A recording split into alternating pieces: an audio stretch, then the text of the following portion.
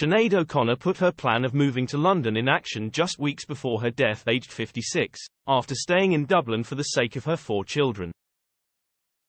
Sinead O'Connor spoke out about the selfless sacrifice she made for her 4 children ahead of moving back to England. The Irish singer revealed that she had longed to be in the country after living there for 17 years, but stayed in her hometown so her children could be with their fathers.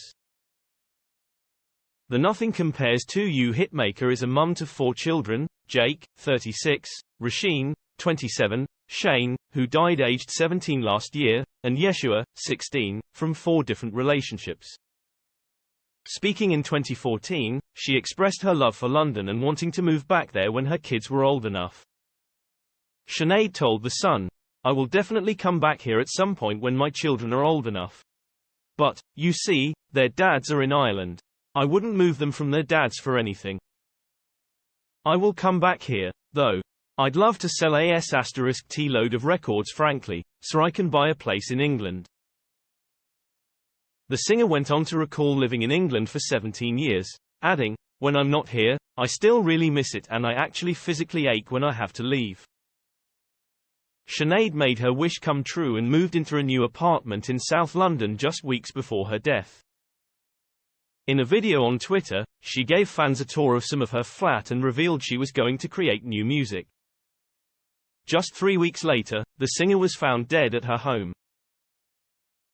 The Metropolitan Police are not treating her death as suspicious and confirmed that an autopsy is set to take place. Sinead's passing came just 18 months after her son Shane's death. The 17-year-old was initially reported missing in January 2022, but was later found dead. One of the singer's final social media posts was an emotional tweet about her late son. She told fans she had been living like an undead night creature ever since the love of her life passed. Sinead went on to say he was the only person who ever loved me unconditionally and that she felt lost without him. A year prior to his death, she revealed the specific instructions she left to her children in the event of her passing. Speaking to people, she spilled, "See, when the artists are dead, they're much more valuable than when they're alive. Tupac has released way more albums since he died than he ever did alive, so it's kind of gross what record companies do."